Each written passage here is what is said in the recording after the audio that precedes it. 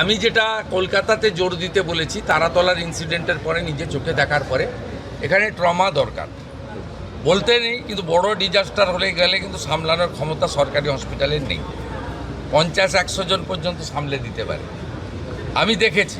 তাই অন্তত 250 জনকে মানে 1 মিনিটে প্রাইমারি পরিষেবা দিতে পারেন এমন একটা ট্রমা সেন্টার বানানো উচিত। সেটা স্বাস্থ্যমন্ত্রী এবং প্রধান সচিব তারা, রাজ্যমন্ত্রী তারা কথা বলে রেডি করবেন। জায়গা এনাফ আছে এখানে, হসপিটালগুলোতে বিশ্ববিদ্যালয়ের মতো জায়গা, প্রচুর জায়গা পড়ে রয়েছে। আমি বলেছি এই যে কাগজ পেতে বা কাপড় পেতে ব্যাগ মাথায় দিয়ে শুয়ে থাকেন, এদের হোটেলে থাকার পয়সা নেই বলে করেন, নিরুপায়। তা আপনারা পিছনে একটা জায়গা করে দিন, আমরা দরকার হলে ইউনিটে 25 লাখ টাকা করে দিয়ে দেবো।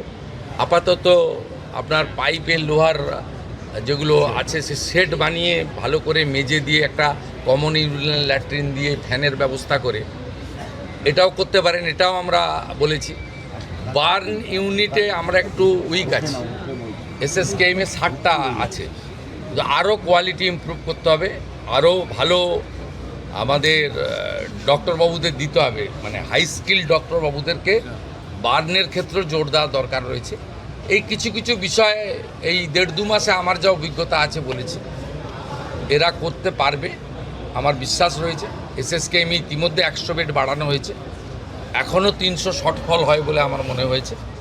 শর্টফল মিন্স কিছু রোগীকে তো কালকেই ওটি করা উচিত ছিল, 10 দিন পরে টাইম দিচ্ছে ক্যাপাসিটি কম থাকার জন্য।